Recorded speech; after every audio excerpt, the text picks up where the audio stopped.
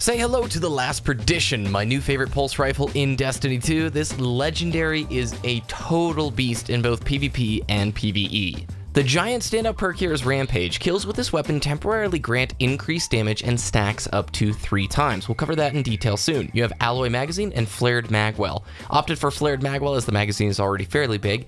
The SLO-21 post is not as good as the SPO-57 front, and skip the SRO-41 altogether. The intrinsic perk of the weapon is Adaptive Frame, a well-rounded grip, reliable, and sturdy. Now, why is Rampage so special? Normally, this weapon deals 23 precision damage and 15 body damage. Very respectable. A higher impact pulse rifle, that means you could 3-burst if you're primarily landing your precision shots. After you get a kill, Rampage is active for just 3 seconds, but your damage goes from 23 precision to 25 precision damage and 16 body damage. That is ridiculous, making 3-bursting way easier. At 2 stacks of Rampage, 27 precision damage, and at 3 stacks, 28 or 29. I was never able to get 3 stacks in my PvP matches because, like I said, Rampage only lasts for 3 seconds. So you have to be in pretty much the perfect place at the right time to get a giant multi-kill like that, to get 3 stacks of Rampage activated. Once again, you can only have Rampage stack up to 3 times. That is incredible. Rampage will not activate if it is an assist. And that is kind of a bummer in PvP. It has to be a kill, so if you don't see your name in the feed in the lower left-hand corner, it won't activate the perk. Additionally, like I said, in PvP, pretty darn tough to get 2 and 3 stacks active, unless these stars align and you're just being absolutely perfect with your shots and all of the opponents are in like a tiny little space for you to get that nice multi-kill with. That, however, all changes in PvE. It's fairly easy to take down enemies that are grouped up in PvE quickly, which means you're going to be able to stack 2 and 3 stacks of Rampage often in PvE, and since this is a high-impact pulse rifle, it already deals quite a bit of damage. It is super rare in these weapon reviews in which the main perk of the weapon is good in both PvP and PvE. Usually you can fairly, it's pretty easy to tell, like, what is this weapon more geared towards? What are these perks sort of intended for? Especially in Destiny 2, where it feels like the designers have been a lot more deliberate in the crafting of these weapons for like what their personality type will be.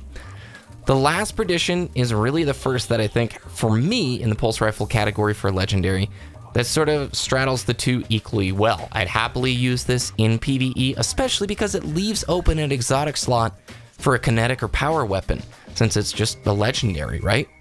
Now, how does the weapon perform and feel? The stability stat is outstanding, which means the recoil pattern, very easy to manage. Does not kick left or right very much, just slightly vertical, and it just feels comfortable. A lot of times with these weapon reviews, we can look at the stats all day long, but unless you go out there and play test it, you don't know how it feels. And when it comes to the last Perdition, I can confidently say, this is the most comfortable weapon I have used in like Destiny 2 PvP so far. The most like naturally comfortable to use. I don't know what it is, but it just feels like the precision damage hitbox with this gun is very generous. It doesn't ever feel like you're having to fight the weapon in a shot string, and even when you're getting grilled with pressure, there's just this cool, calm, collected nature with it.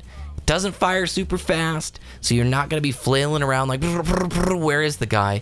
It just has this very deliberate and intentional feeling to it. The reload speed is fantastic. The magazine is enormous at 39. I believe that large magazine is there primarily so that you can have a better chance at landing your Rampage opportunities, since reloading will basically take up 2/3 of the Rampage time that it's active. The handling speed is average to maybe a little bit below average. What does that mean? It just takes a while to ADS. Once you press the left trigger, it's not the fastest or most snappy weapon to use. It's not going to feel like a nightshade. You're not going to be able to snap into the sights as quickly as you would with that weapon. That means that you really have to kind of pre-plan a little bit more. If you're a player who's uncomfortable using the radar and uncomfortable sort of predicting where the opponent will be, as I play like sneaky Stormcaller here, not wanting to get golden gunned at the end of this match. Surprise, sir. This might not be the weapon for you if you're not yet very comfortable with predicting where the enemy is going to be. Because it's a slower fire rate, more punishing. Like, definitely more punishing of a weapon. You can't be dropping shots with this gun and expect to survive. And I guess that does also get into the situation of where's it effective? Mid to mid-long ranges. Not the best at long range. That's where the scout rifles and the Mida multi-tools will definitely have the edge on you. And up close and personal, no. That's not the range where you want to be taking your engagements. So if you're getting into a lot of fights with auto rifle players, and let's say you're on a tight map like Legion's Gulch, excuse me as I like swallow a hiccup there, this is not the weapon that I would use. But on things like Javelin 4 and Midtown, it's a fantastic option. I think this pulse rifle definitely occupies some of the upper spaces in terms of these like PvP ranks. If you were to imagine, you know, the different tiers, S, A, B, C, I would definitely put this in A tier from what I've experienced thus far. Weaknesses, like I said, the handling is not the best, so if you're, you know, coming into a fight midway, don't expect to be able to salvage it. It's not going to be snappy and quick to get ADS'd. So where do you get this weapon? I honestly don't 100% remember. I'm almost positive that I got it from a Shaxx rank up. You know, you play the Crucible, you get his tokens, and then you turn those tokens in, and after enough, you get the legendary engram that ranks you up. I'm almost positive it came from Shaxx, but I could be wrong about that. I do apologize. You know, back in Destiny 1, it's kind of a different story, right? A lot of times I'd go to the vendors, find the vendor weapon that we wanted to review, tell you guys if you want it, you can go buy it from this person. Can't really do that in Destiny 2.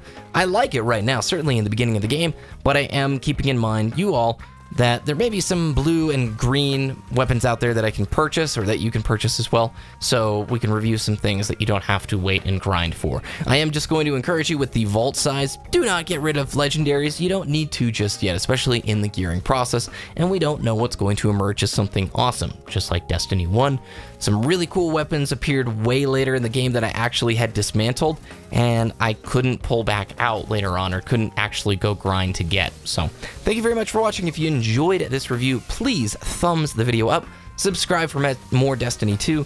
The last few weeks have been amazing. Your support has been off the chart, and I really, really do appreciate it. I hope you all are enjoying this game as much as I am. I'm certainly looking forward to the raid, but most of all, Trials of the Nine. I want to see what's changed, what Bungie has done to flip the experience or make it better, and what kind of rewards we're going to be getting, because in the original Destiny 1 Trials of Osiris, there were some of the best PvP weapons ever. I'm looking at you, the messenger. Alright, thanks so much for watching. Have a great day. We'll see you next time.